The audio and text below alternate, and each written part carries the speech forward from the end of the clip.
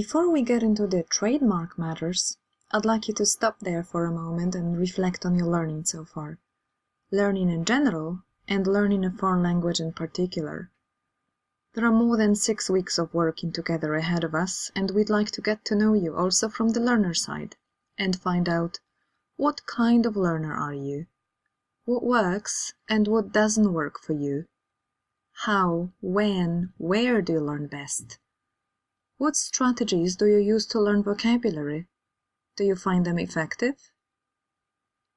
To answer some of these questions more fully, we'll refer you to self-assessment tests on learning preferences, which can be found online. There are various theories and plenty of resources on learning styles, learning preferences or strategies, and also quite a lot of controversies around them. The bottom line is that we are different in how we learn things, and what works perfectly for one person may not be so good for another.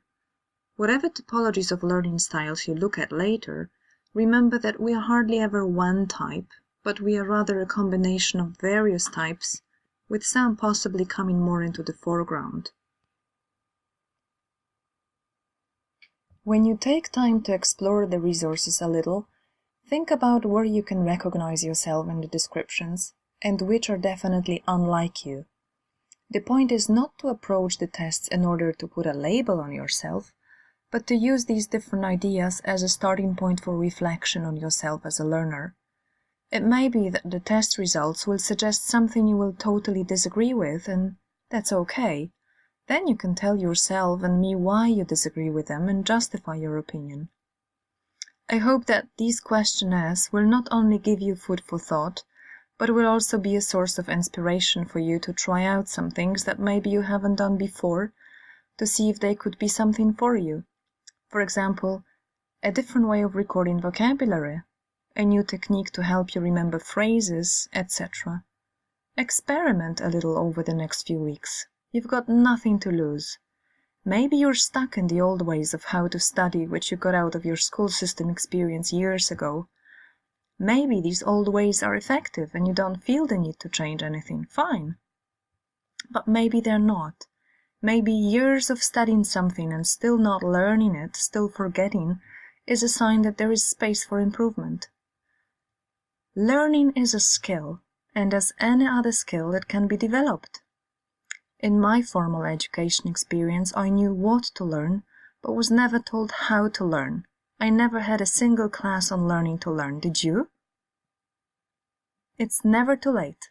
We're now in the 21st century, and the 21st century's learning revolution is underway, and it's all, okay, not all, but a lot, about developing skills, consciously.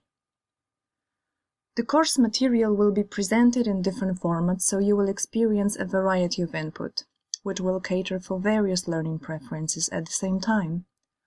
What happens in between the lessons and offline, however, is very much in your hands.